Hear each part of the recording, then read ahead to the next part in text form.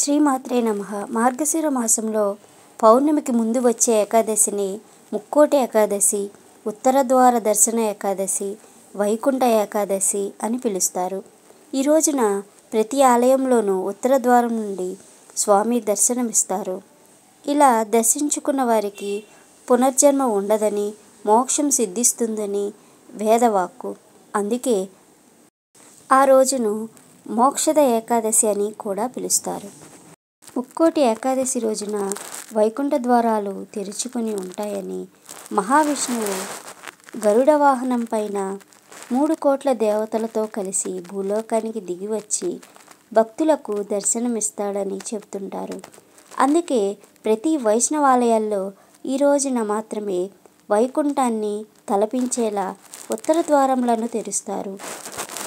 భక్తులు తెల్లవారుజామున ఆ ద్వారం గుండా లోపలికి వెళ్ళి దేవుడిని దర్శించుకుంటారు.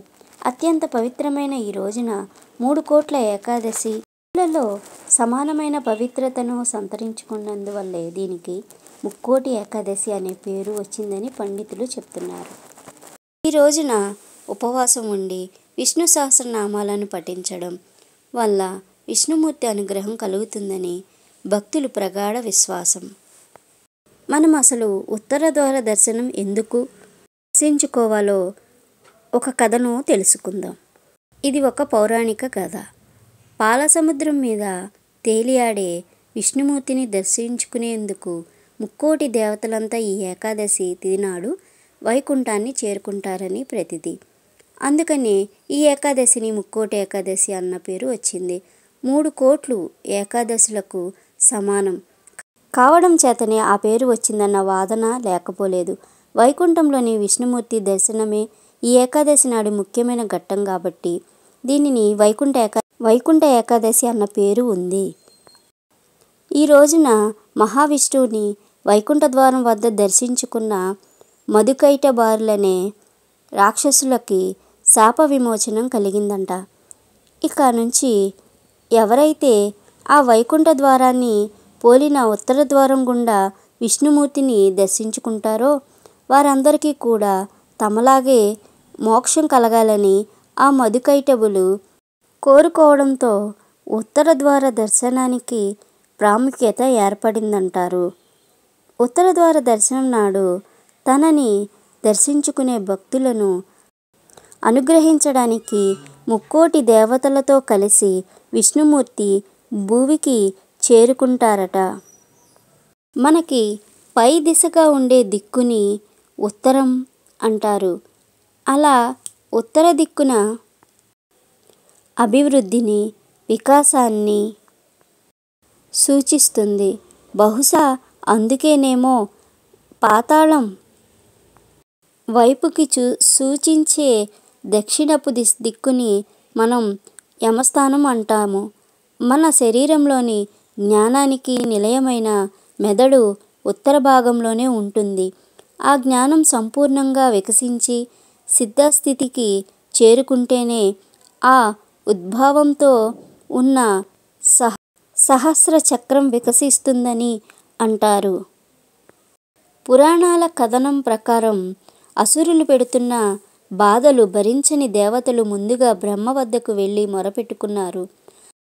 బ్రహ్మ దేవతలను వెంట పెట్టుకొని వైకుంఠానికి వెళ్ళారు. ఆ సమయంలో ఉత్తర ద్వారం నుంచి లోపల శ్రీమన్నారాయణ్ణి దర్శించుకొని తమ బాధలను విన్నవించుకున్నారంట. దేవతల బాధలు విన్న విష్ణుమూర్తి విష్ణు రాక్షసుల బాధ నుండి విముక్తి చేశారు.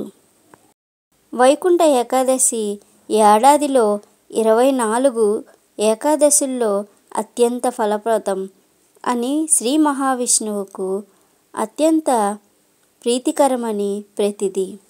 ఒక ఋషి సలహా మేరకు వైఖానసుడు అనే రాజు ఈ వ్రతాన్ని ఆచరించి నరక బాధలను అనుభవిస్తున్న తమ పితృదేవతలకు విముక్తి కలిగించాడని పురాణాలు చెప్తున్నాయి. కృతయుగంలో మూరా అనే రాక్షసుడు దేవతలను, సాధువులను క్రూరంగా హింసించేవాడు. మూరా అక్రమాలను భరించలేక దేవతలు విష్ణువుకి మొరపెట్టుకున్నారు. విష్ణుమూర్తి మూరాసురుణ్ణి మీదికి దండెత్తి మూరాని వధించాలని చూస్తాడు. దీంతో మూర సాగర గర్భంలోకి వెళ్ళి దాక్కున్నాడు. రాక్షసుల్ని సముద్ర గర్భం నుంచి బయటకు రప్పించేందుకు ఉపాయం పన్ని గోవిందుడు గుహలోకి వెళ్ళి నిద్రపోతున్నట్లు నటిస్తూ పడుకుంటాడు. అదే అదుననుకున్న మూరాసురుడు గుహలోకి వచ్చి విష్ణువుని వధించేందుకు కత్తి ఎత్తగానే మహాలక్ష్మి దుర్గా రూపంలో ప్రత్యక్షమై మూరాను సంహరించగా ప్రసన్నుడై పరమాత్మ ఆమెకు ఏకాదశి అన్న బిరుదును ప్రసాదించారు. నాటి నుండి ఏకాదశి వ్రతం పేరుతో అమ్మవారిని పూజిస్తారు. శ్రీమాత్రే నమః.